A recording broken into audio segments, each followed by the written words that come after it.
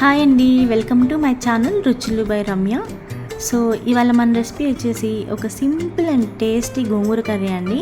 So వేడి అన్నంలో ఒక చెంచా నెయ్యి వేసుకొని ఈ గోంగూర కర్రీ వేసుకొని కలుపుకొని తిన్నామంటే చాలా ఎమ్మీగా టేస్టీగా ఉంటుంది. ఈ రెసిపీ చేసుకోవడం కూడా చాలా సింపుల్ అండి. తక్కువ ఇంగ్రీడియంట్స్తో చాలా తక్కువ టైంలో చాలా ఎమ్మీగా దీన్ని తయారు చేసుకోవచ్చు. సో దీనికోసం నేను ఒక గడ్డ గోంగూర తీసుకున్నానండి. ముందుగానే ఆకులు తీసుకొని కాడలు లేకుండా పక్కన పెట్టుకున్నాను. దాన్ని చిన్న చిన్న ముక్కలుగా కట్ చేసుకొని ఒక బుట్టలో వేసుకొని 2 నుంచి 3 సార్లు చాలా నీట్గా కడుక్కోవాలి. ఈ కడుక్కొని వాటర్ అంతా పోయేంత వరకు పక్కన పెట్టుకోవాలి. తర్వాత నేను 4 మీడియం సైజు ఆనియన్స్ తీసుకొని పొట్టు వలుచుకొని వాటిని సన్నగా కట్ చేసుకొని ఒక బౌల్లో వేసుకొని పక్కన పెట్టుకున్నాను. అలాగే 4 వెల్లుల్లి తొక్క తీసుకొని రోట్లో వేసుకొని కచ్చాపక్కగా దంపుకొని పక్కన పెట్టుకోవాలి. ఇప్పుడు స్టవ్ వెలిగించుకొని ప్యాన్ పెట్టుకొని అందులో సరిపడినంత ఆయిల్ వేసుకోవాలి.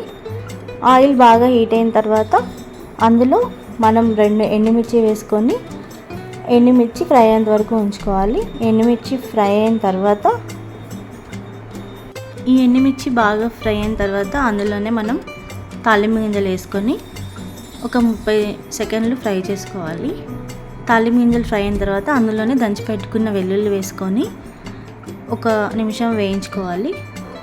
వెల్లుల్లిపాయలు వేగిన తర్వాత అందులోనే మనం ముందుగా కట్ చేసుకున్న ఆనియన్స్ వేసుకొని ఒక 2 నిమిషాలు బాగా ఫ్రై చేసుకోవాలి.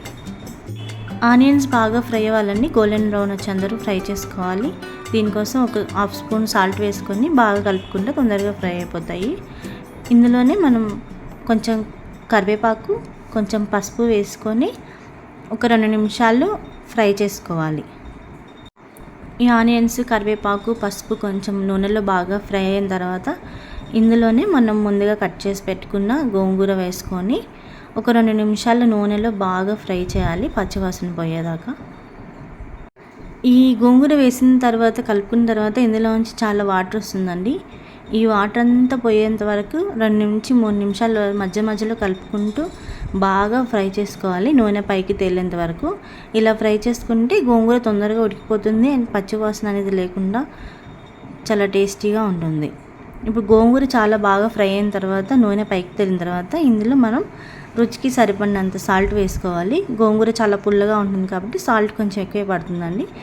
మీ టేస్ట్కి తగ్గట్టు చూసుకొని వేసుకోండి. సాల్ట్ వేసుకొని ఒక 2 నుంచి 3 నిమిషాల వరకు బాగా కలుపుకున్న తర్వాత ఇందులో రుచికి సరిపడినంత కారం వేసుకొని కారం పచ్చివాసన పోయేంత వరకు ఒక 2 నుంచి 3 నిమిషాల వరకు బాగా ఫ్రై చేసుకోవాలి.